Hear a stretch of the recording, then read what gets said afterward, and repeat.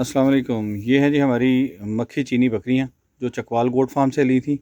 ये वाली बकरी तो हमें उन्होंने कहा था कि ये प्रेग्नेंट है, लेकिन आसार कोई दिखाई नहीं दे रहे।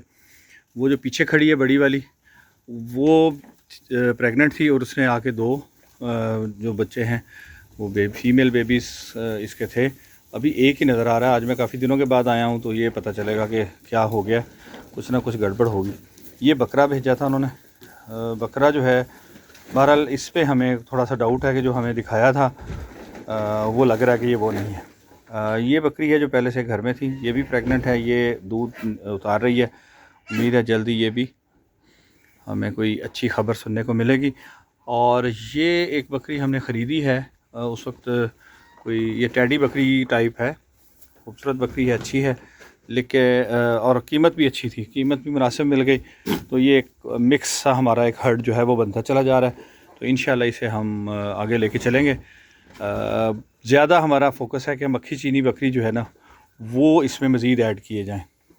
लेकिन ये इनकी हेल्थ जो है ना बहुत मुझे लगता है कम्प्रोमाइज़्ड है, और समझ नहीं आ रही कि इसकी हेल्थ इतनी कमज़ोर क्यों है।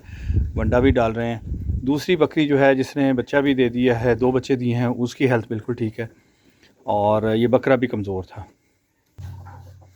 ये बकरी है माशाल्लाह, ये इसका कद काठ ठीक है, इसने 2 बच्चे दिए और एक तो माशाल्लाह से बड़ा हेल्दी बेबी है। ये भागता हुआ आपको दिखाई दिया है।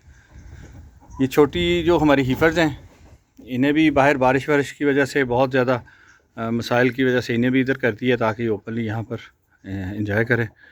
तो सब कुछ ही है, बकरियाँ भी हैं, मुर्गियाँ भी हैं, बतखें भी हैं, सब कुछ यहाँ पर है।